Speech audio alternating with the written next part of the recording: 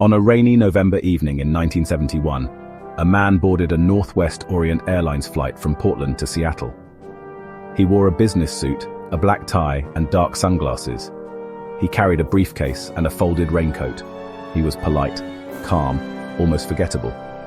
But midway through the short flight, he handed a note to the stewardess. The words on the paper were simple, but they would ignite one of the greatest mysteries in American history. I have a bomb. Sit next to me. Hours later, that same man parachuted out of the back of the Boeing 727 with $200,000 in cash strapped to his body. He disappeared into the stormy night, never to be seen again. His name, or the name he gave, was D.B. Cooper. To this day, the FBI doesn't know who he was, where he landed, or if he even survived.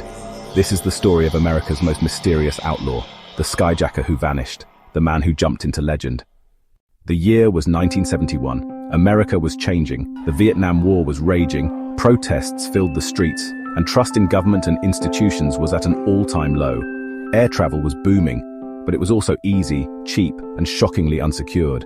In fact, before the Cooper hijacking, you could walk onto a plane without identification or security checks, and hijackings were on the rise. That year alone, there were more than 30 hijackings in the United States. Most involved desperate men demanding money, freedom, or flights to Cuba. But Cooper's crime would stand apart. It wasn't desperation. It wasn't politics. It was precision.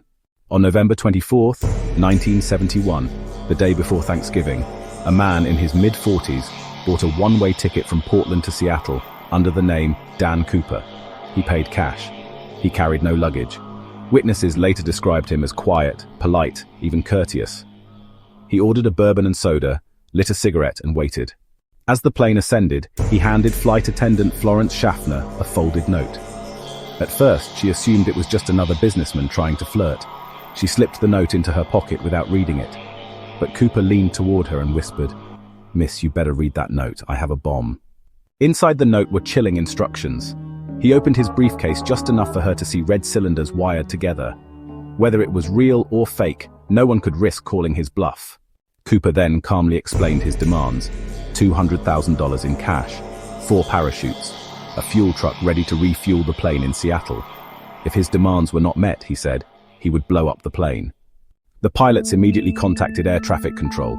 The FBI was alerted, and for the next several hours, the nation watched in suspense as one of the most unusual hijackings in history unfolded. But unlike other hijackers of the era, Cooper wasn't erratic or violent. He was strangely calm. He allowed the passengers to remain unaware of the situation. They thought they were delayed because of mechanical issues. The flight attendants later said he was polite, even considerate. He paid for his drinks, insisted the crew eat, and seemed almost professional. When the plane landed in Seattle, Cooper exchanged the 36 passengers for the ransom money and parachutes. He kept the crew on board. The money was delivered, $200,000 in small bills, all recorded by serial number. The parachutes were brought on. And then, with the crew under his control, Cooper gave new instructions. Fly toward Mexico City at 10,000 feet, with the landing gear down and the cabin unpressurized. The pilots knew this was unusual. Flying that low and slow in a 727 wasn't standard procedure. But Cooper insisted. And then came the most shocking moment of all. Somewhere between Seattle and Reno, in the pitch-black night, with storm winds battering the aircraft, Cooper opened the rear stairway of the Boeing 727. The crew felt the cabin shake. Warning lights flashed in the cockpit. And then, silence. D.B. Cooper had jumped. He leapt into the freezing darkness at 10,000 feet, strapped to a parachute, with $200,000 in cash tied to his body. No one saw him land, no one knew where he went. And just like that, the man in seat 18C vanished. The FBI launched what would become one of the longest and most exhaustive investigations in US history. The first problem, Cooper had chosen his jump carefully. The area was thick forest, rough terrain, and battered by storm winds. Search teams scoured the region of southwest Washington state. Helicopters flew overhead. Divers searched rivers, but no body, no parachute, and no trace of Cooper was found. The only physical evidence left behind was his black tie and a few cigarette butts. The FBI believed Cooper had little chance of survival. The weather was brutal, the terrain deadly, and his clothing unsuitable. Yet without a body, there was no proof he had perished. The mystery deepened. Over the decades, more than 1,000 suspects were investigated, but none could be definitively linked to Cooper. Some of the most famous theories include Richard Floyd McCoy, a former Army pilot who hijacked a plane in 1972 in almost the exact same way. But McCoy was captured and later killed in a prison escape attempt. Many believed he was a copycat, not Cooper. Dwayne Webber, a man who, on his deathbed in 1995, confessed to his wife, "I'm Dan Cooper." His wife later recalled he had nightmares about a plane jump, but no evidence tied him directly to the crime. Kenneth Christensen, a Northwest Orient Airlines employee with parachute training. Investigators noted similarities, but again, nothing conclusive. William Gossett, a military veteran who allegedly told multiple people he was Cooper. Still, no proof emerged. The truth is, no suspect has ever been definitively proven to be D.B. Cooper. In 1980, a boy camping with his family along the Columbia River discovered something remarkable: 3 bundles of decayed $20 bills, totaling $5,800.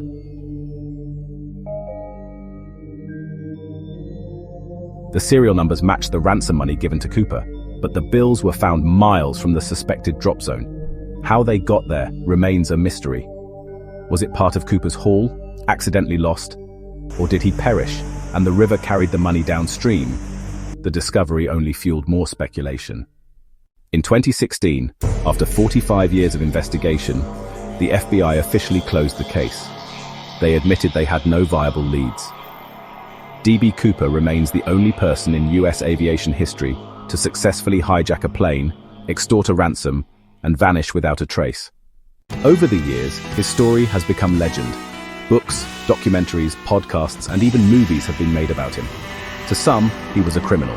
To others, he became a folk hero, a symbol of rebellion against authority.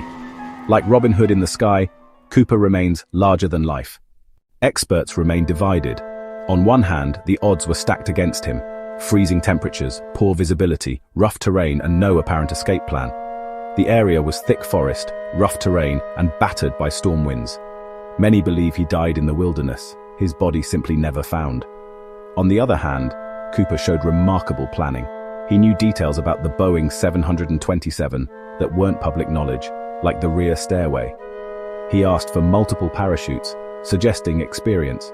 If he was skilled, perhaps a veteran paratrooper, maybe he survived. And if he did, then somewhere, an older man once lived out his days quietly, perhaps smiling every Thanksgiving, remembering the night he jumped into legend. The story of D.B. Cooper endures because it has no ending. He was not caught. He was not confirmed dead. Instead, he disappeared, leaving behind only questions, theories, and a mystery that still haunts the FBI half a century later. Was he a desperate man or a criminal genius? Did he die in the wilderness, or did he walk away with the money and a new identity? We may never know. But one thing is certain: D.B. Cooper was not just a hijacker. He was a man who leapt into history and into myth. This was the story of D.B. Cooper, the man who vanished into thin air. If you enjoyed this deep dive, subscribe to True Crime Obscura. Here we uncover the most fascinating crimes, from the darkest murders to the cleverest heists. And remember, sometimes the most haunting criminals aren't the ones who get caught, but the ones who get away.